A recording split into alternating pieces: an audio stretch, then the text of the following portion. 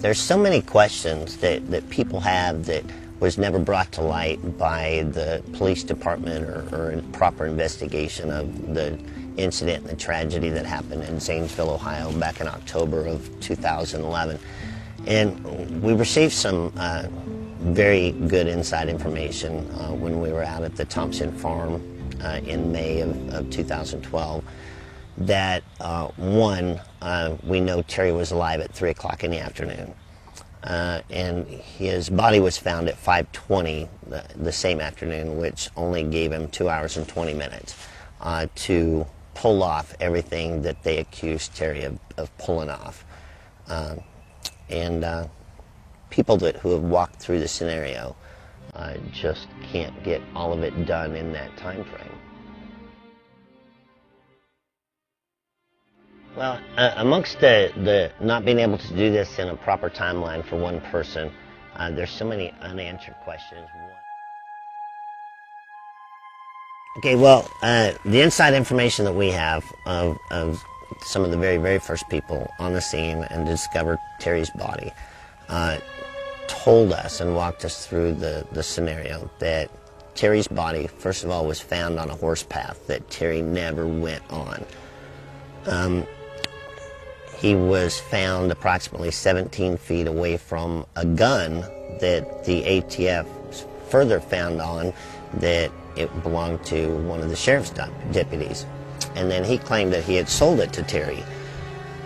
So that was swept under the rug. We've never heard anything else about why Terri was killed with a cop's gun. Back to the 17-foot thing, the gun was 17 foot away from Terri's body. And from the source that we have says that the body had not been drugged. The brain matter from Terri's gunshot wound to the head was actually still underneath his head, which says that the body had not been drugged. And possibly not even standing up or kneeling when he was shot, if the brain matter was still on the ground underneath his head.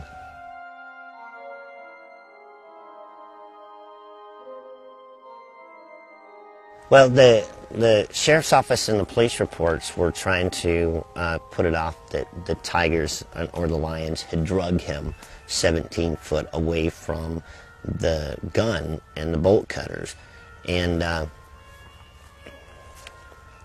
trying to get the people of America and the world to believe that the animals were in the process of eating him.